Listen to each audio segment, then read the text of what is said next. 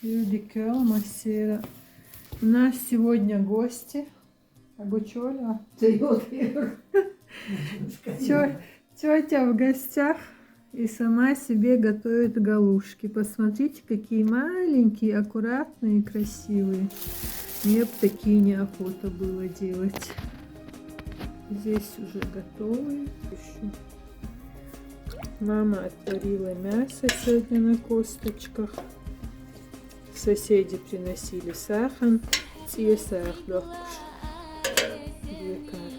Да, обл сахар. Это наши добрые соседи, Висхан, Бека, Аслан.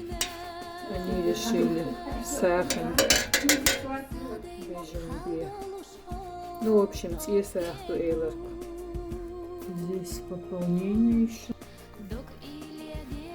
Малюсенькие. Тесто мухи-рица. Очень хорошее. Одно яйцо, одна кружка воды. И все. Теплая, холодная. Теплая вода. Угу. Соль чуть-чуть. И крутое тесто. И крутое, очень крутое. Некоторые яйцо не добавляют. Я не люблю так. Я делаю на бульоне горячем, когда варю горячим. Тоже неплохо бывает.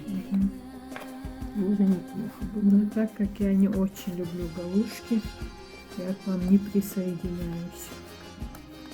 Не хорошо, конечно, что гостья сама готовит. Но у нас много еды. Ну, мы хотим галунчик. да. А я хочу крылышки, вытащила, замаринованные, вкусные. Но жарить неохота. Запах будет сейчас на весь дом. А в духовке что, его досышь? Сейчас эту духовку чистить тоже не хочу. Ну, а вот соки гиёян сахайне знаешь. Вот что-то сбая. Величину семялищи. Бигзуд. Да, бигзуд. Вещи я отдыхаю. Да, бигзуд.